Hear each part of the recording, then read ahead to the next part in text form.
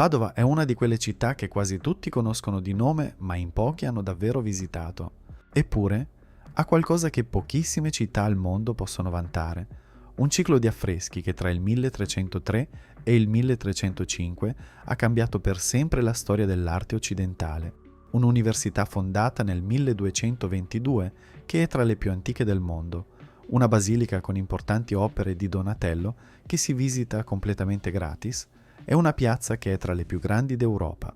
Tutto questo in una città che si percorre a piedi, che ha prezzi da città universitaria e che non ha ancora quella patina da parco turistico che trasforma certi luoghi straordinari in qualcosa di stancante. Rispetto a destinazioni simili per livello culturale, Padova offre molto di più, spendendo molto meno. 16 euro ti danno accesso a un patrimonio UNESCO che in altre città costerebbe il doppio. La Basilica di Sant'Antonio, che conserva importanti opere di Donatello, è completamente gratuita. Il centro storico si visita a piedi senza bisogno di mezzi, biglietti o pianificazione complessa, e a circa 40 minuti di treno c'è Venezia. Poche città italiane offrono un rapporto così favorevole tra qualità culturale, facilità di visita e costi. In questo video trovi tutto quello che ti serve per organizzare un weekend a Padova senza sprecare tempo e senza sorprese. Quando andare e perché, come arrivare e quale mezzo conviene davvero, dove dormire e in quale zona. Un itinerario giorno per giorno che funziona, con i luoghi da non perdere suddivisi per tipologia, i posti dove mangiare qualcosa di autentico, dalle trattorie storiche al caffè più famoso della città. È un budget orientativo per capire cosa aspettarsi. Tutto pensato per vivere Padova al massimo, senza impazzire. Vale un weekend? Vale anche solo una giornata, ma chi ci passa 2 giorni capisce che non ne basterebbero 3.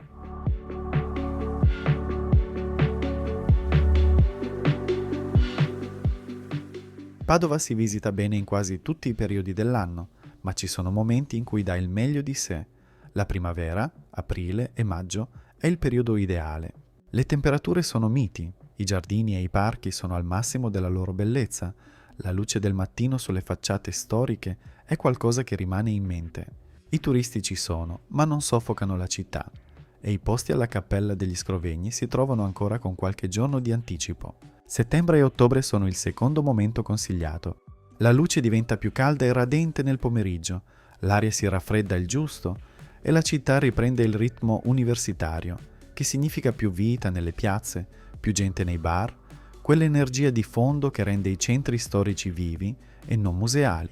Luglio e agosto sono percorribili ma caldi e il passo rallenta. L'inverno è tranquillo e poco affollato, perfetto per chi vuole la città tutta per sé, meno adatto a chi vuole vivere le piazze all'aperto. In qualsiasi periodo si vada, una cosa non cambia. La Cappella degli Scrovegni richiede sempre una prenotazione anticipata e nei periodi di maggiore affluenza i posti possono esaurirsi con largo anticipo.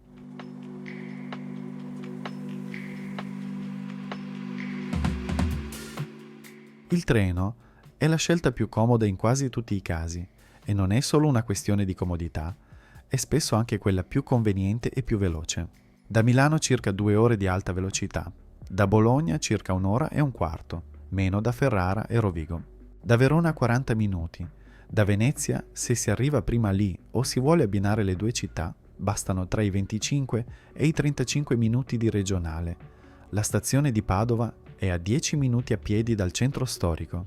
Si esce, si cammina, si è già dentro la città. L'auto ha senso se si arriva da zone non ben collegate al treno o se si vuole esplorare i dintorni, i colli Euganei, la riviera del Brenta, Monselice.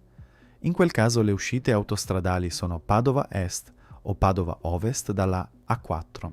I parcheggi più comodi per il centro sono il parcheggio Prato della Valle, grande, economico, a 10 minuti a piedi dalle piazze principali, e il parcheggio Eremitani, vicinissimo alla Cappella degli Scrovegni.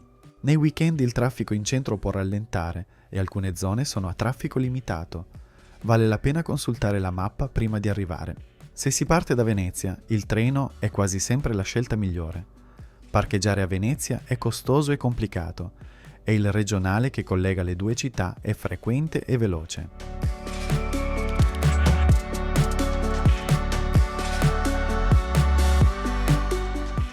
Padova ha una buona offerta ricettiva a prezzi ragionevoli rispetto ad altre città d'arte italiane.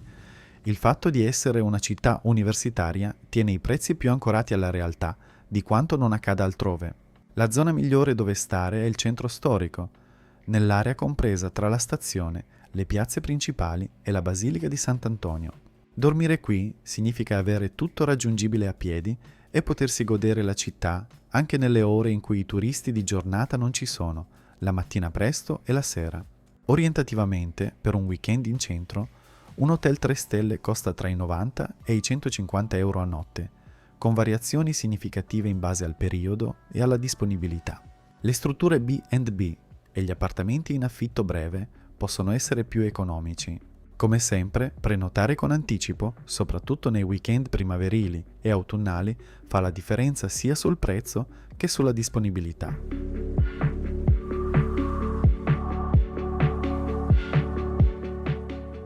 Padova non è una città dove si corre da un posto all'altro, è una città dove si sceglie bene, si va a fondo e si lascia che ogni luogo abbia il tempo che merita. La Cappella degli Scrovegni è il punto di partenza obbligatorio.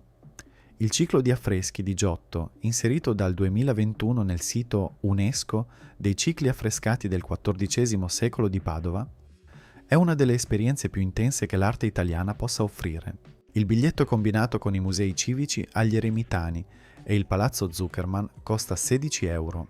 Per tutto il dettaglio su prezzi, prenotazioni e orari c'è il video dedicato, lo trovate nella descrizione. Il Palazzo della Ragione, nel cuore del centro storico, è uno dei più grandi saloni pensili medievali d'Europa, 82 metri senza colonne, interamente affrescato, che da solo vale la visita. La Basilica di Sant'Antonio è uno dei luoghi religiosi più visitati d'Italia, meta di pellegrinaggi da ogni angolo del mondo, e l'ingresso è completamente gratuito. L'interno conserva importanti opere di Donatello e la Cappella del Santo, che è tra le più straordinarie del Veneto, da non perdere anche il battistero della cattedrale, incluso nel circuito UNESCO. Piazza delle Erbe, Piazza della Frutta e Piazza dei Signori costituiscono il cuore storico e commerciale della città, mercati al mattino, aperitivi la sera, vita vera tutto il giorno. Il Prato della Valle è una delle piazze più grandi d'Europa. Un'ellisse di 90.000 metri quadrati circondata da canali e da 88 statue. Non costa niente passarci il tempo che si vuole. Il cortile storico del Bo, sede dell'Università di Padova dove Galileo insegnò per 18 anni, merita una sosta, ha una qualità di luogo sospeso nel tempo che non ci si aspetta. Verifica in anticipo gli orari di accesso sul sito ufficiale. La Specola, l'antica torre astronomica dell'Università di Padova, offre una delle visite più interessanti per chi ama la storia della scienza, un luogo che racconta secoli di osservazione del cielo a pochi passi dal centro. Il mercato mattutino nelle piazze del centro è uno di quei posti dove si capisce come vive davvero una città.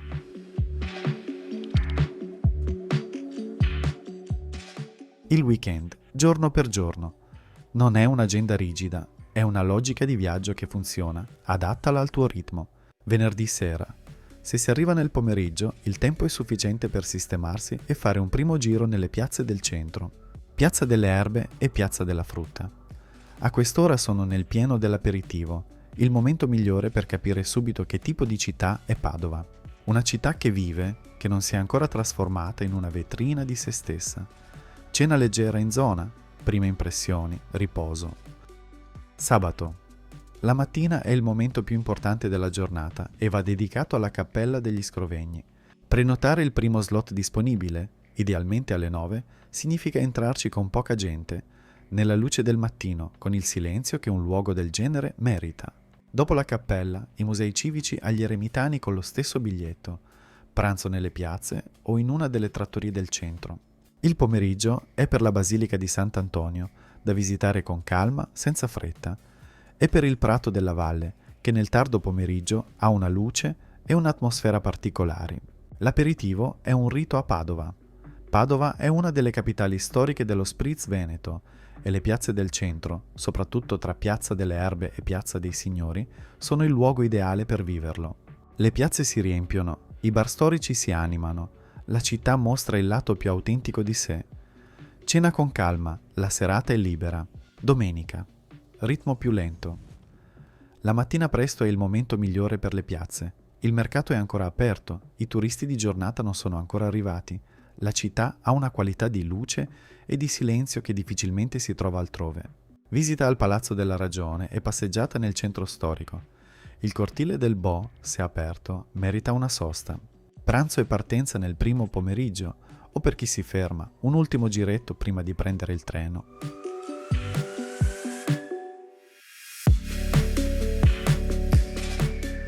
Padova è piena di ristoranti di ogni tipo e per ogni gusto trovare un posto dove mangiare bene non è mai un problema.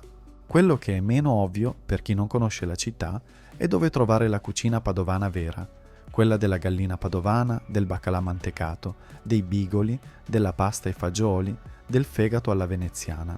Se volete qualcosa di tradizionale, questi sono alcuni posti che hanno una storia. Verifica sempre aperture e giorni di chiusura prima della visita. Nane della Giulia, la più antica trattoria di Padova, con la prima licenza del 1870. Cucina stagionale e di mercato, atmosfera che racconta decenni di storia. È in via Santa Sofia. Osteria L'Anfora, in via dei Sonzin, nel quartiere antico vicino alle piazze principali. Cucina veneta classica, cicchetti, vini locali, un posto che i padovani frequentano davvero. Enoteca dei Tadi, locale raccolto, a pochi passi dal Duomo, specializzato in cucina veneta e vini del territorio. Un posto tranquillo dove fermarsi per cena o per un buon bicchiere nel centro storico. Per un pranzo veloce e autentico in centro, l'antico Forno delle Erbe è uno dei riferimenti più noti tra i padovani. Uno di quei posti pratici e genuini che le guide turistiche raramente citano, ma che vale la pena conoscere. Per l'aperitivo, il riferimento storico è il caffè Pedrocchi, inaugurato nel 1831. Definito da Stendhal il migliore d'Italia, frequentato per 2 secoli da intellettuali, studenti e personaggi che hanno fatto la storia della città. Lo spritz al Pedrocchi non è solo un aperitivo, è un pezzo di Padova. Da provare anche il caffè Pedrocchi alla menta, la specialità della casa, che non si zucchera e non si mescola. Per la colazione o una pausa dolce, pasticceria Graziati in Piazza della Frutta, dal 1919, affacciata sul Palazzo della Ragione, famosa per la millefoglie preparata secondo l'antica ricetta. È uno di quei posti che esistono in poche città e che andrebbero trovati prima di partire. Il dolce tipico da assaggiare è la torta pazientina, 5 strati, 5 preparazioni, un dolce padovano autentico che si trova nelle pasticcerie storiche della città. Una cosa a cui fare attenzione: come in tutte le città d'arte, i locali più vicini ai monumenti principali tendono ad avere prezzi più alti e qualità più variabile. Allontanarsi anche solo di un paio di strade fa spesso una grande differenza.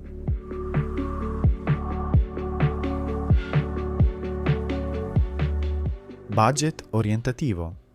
Il weekend a Padova è uno dei più accessibili tra le città d'arte italiane del nord. Le cifre che seguono sono orientative, cambiano in base al periodo, alle scelte personali e alle preferenze di viaggio.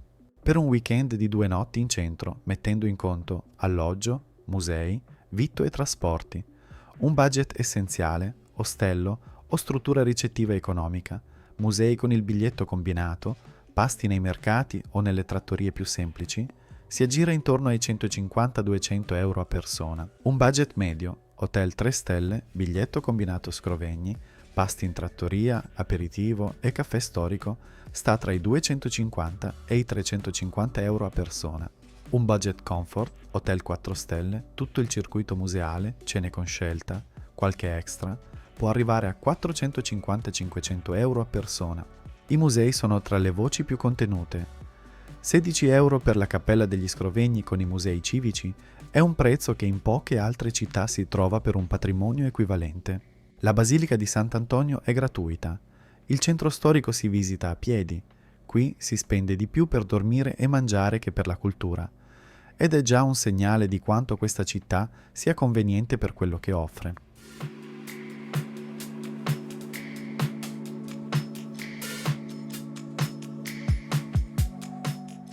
Checklist. Prima di partire.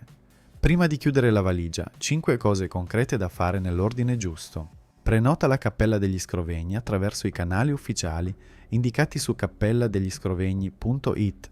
La prenotazione è sempre obbligatoria. e nei periodi di punta i posti possono esaurirsi con largo anticipo. Scegli subito la data e la fascia oraria.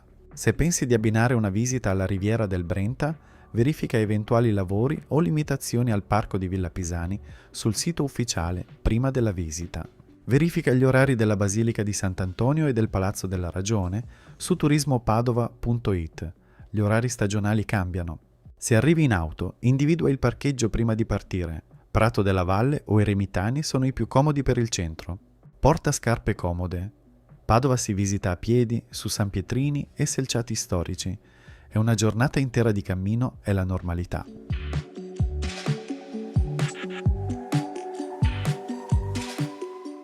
Padova non si vende con facilità, non ha l'immagine immediata di altre città italiane, non compare sempre nelle prime posizioni delle liste dei posti da vedere, ma chi ci passa un weekend porta via qualcosa che dura. Il ricordo di Giotto in quella cappella silenziosa, la grandezza inaspettata del prato della valle, il caffè alla menta al Pedrocchi, le piazze la mattina presto quando la città è ancora sua. È il tipo di posto che si scopre e poi si vuole raccontare agli altri, perché non tutti lo sanno ancora, e questo in fondo è il regalo più bello che una città possa fare. Per approfondire musei, biglietti e prenotazioni, guarda il video dedicato, lo trovate nella descrizione. E se state pianificando un itinerario più lungo nel Veneto, non perdetevi il video su Venezia e Padova insieme. 2 città, 40 minuti di treno, un weekend che vale il viaggio.